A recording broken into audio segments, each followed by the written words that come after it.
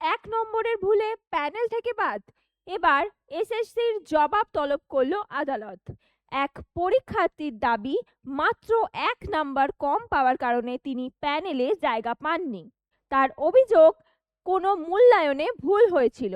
এই ঘটনাকে কেন্দ্র করেই বিষয়টি পৌঁছে যায় আদালতে। হাইকোর্ট নির্দেশ দিয়েছে এসএসসিকে বিস্তারিত রিপোর্ট জমা দিতে হবে। কিভাবে নাম্বার দেওয়া হয়েছে, কোথায় ভুল হয়েছে তার সম্পূর্ণ ব্যাখ্যা চেয়েছে আদালত।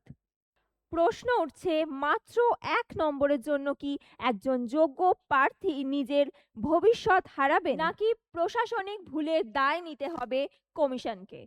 এই বিষয়ে আপনার কি মতামত আমাদের কমেন্ট বক্সে অবশ্যই জানান।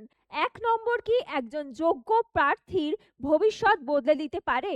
এই রকম শিক্ষা ও চাকরি সংক্রান্ত সমস্ত গুরুত্বপূর্ণ আপডেট সবার প্রথমে পেতে আমাদের বৈঠকির ফেসবুক পেজটি ফলো করে রাখুন এবং আমাদের ইউটিউব চ্যানেল সাবস্ক্রাইব করে রাখুন।